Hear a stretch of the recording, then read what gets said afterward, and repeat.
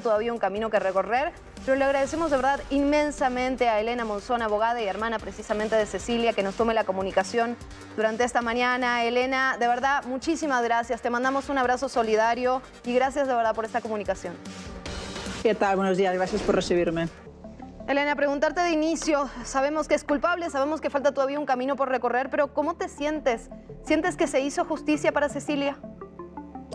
Bueno, yo creo que en este caso no solo se ha hecho en parte esta justicia para Cecilia, aún se tiene que materializar, pero bueno, en parte sí, estamos en un escenario optimista ahí, pero no solo para Cecilia, yo creo que para las mujeres en este país, ¿no? Cecilia era una luchadora, como sabemos, incansable por las mujeres, creía que valía la pena perseguir la justicia, entonces yo creo que estamos ahí en ese escenario cauto pero optimista.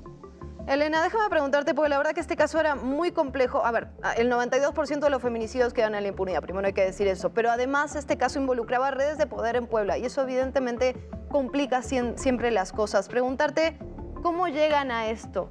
¿Cuáles crees que han sido, digamos, los puntos clave para llegar a que se acerque a la justicia, como bien decías? Bueno, a ver, puntos clave te diría a todos, ¿no? Al final aquí ha habido mucho soporte de activistas que han estado en las buenas y en las peores. Ha habido también, evidentemente, una representación consular nuestra que ha estado muy pendiente desde el Gobierno de España, también desde el primer minuto hubo esa condena. Por otro lado, obviamente, el hecho de que hemos tenido abogados muy resistentes, resilientes sería la palabra, ante todo tipo de actuaciones también difamatorias e incluso intimidatorias hasta cierto punto.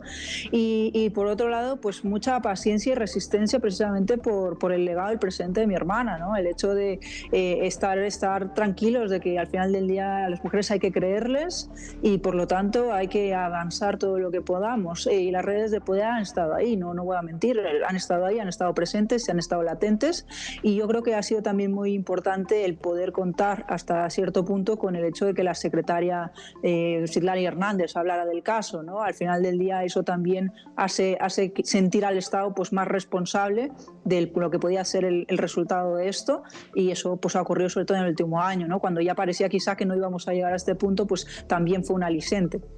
Elena, preguntarte, te he escuchado hablar mucho de los antecedentes también, de cómo se va marcando antecedentes y eso ayuda a que se llegue a una condena. Pienso en las denuncias por violencia que finalmente se confirmó la pena, digamos, hace poco. Pienso también en la denuncia que había hecho Cecilia por la pensión alimenticia. Es decir, te escuchaba decir, a ver, esto es fundamental para llegar a la sentencia. Sí, efectivamente. Tenemos ahora mismo una resolución, que es la que estamos hablando de feminicidio, ¿no? Pero es una resolución que se hace con perspectiva de género. De hecho, hablamos de un tribunal de enjuiciamiento con perspectiva de género y que ha tenido en consideración todos estos antecedentes en los que se ve pues una actuación de violencia machista que se había denunciado por mi hermana, como decimos, ya hay una responsabilidad también ahí determinada por la autoridad desde mayo de este año en violencia familiar y que todo esto contextualiza el marco de violencia. De hecho, el tribunal lo destaca muy bien en su fallo. Al final estamos ante una circunstancia de violencia machista en la que mi hermana, pues persiguiendo la justicia, cada escalón que daba, pues desafortunadamente la exponía más a una violencia todavía más extrema, como fue este resultado atroz de mayo de 2022, donde pues, le pegaron 7 disparos, ¿no? O sea, es tremendo de lo que estamos hablando.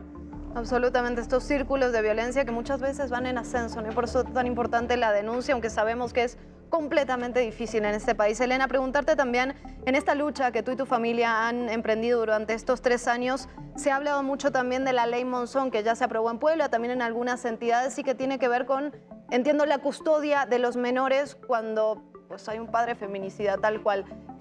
¿Cómo sigue esa ley, esa lucha? ¿Para dónde va? ¿Se va a aprobar en el resto de las entidades?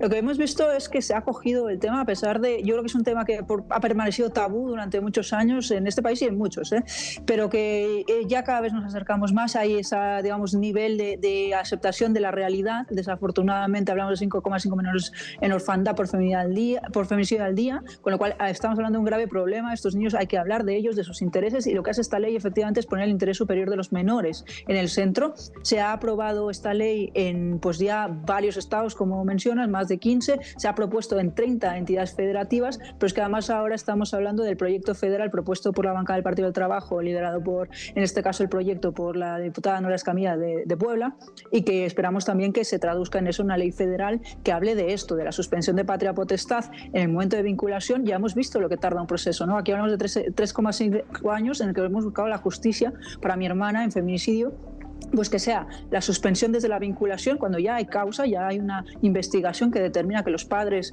feminicidas pues, están ahí vinculados al proceso, y revocación de patria potestad cuando se determine la culpabilidad. Ese es el objetivo de esta ley, poner en el centro su interés y que estos menores no queden a merced de feminicidas ni de maltratadores. Entiendo, Elena, por lo que dices, y permíteme preguntarte esto con lo que puedas responder, por supuesto, que el hijo de Cecilia ahora con esta sentencia firme, entonces ya la patria potestad podría pasar a ustedes, a su familia, ¿verdad?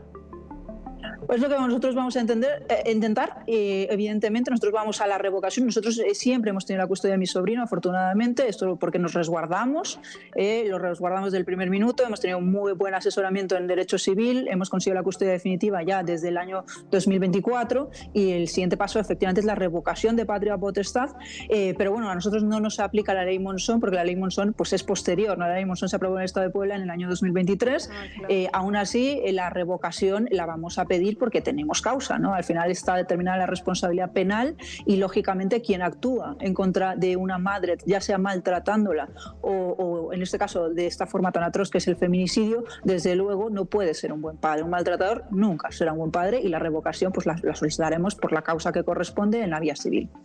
Elena, agradecerte de verdad muchísimo esta comunicación.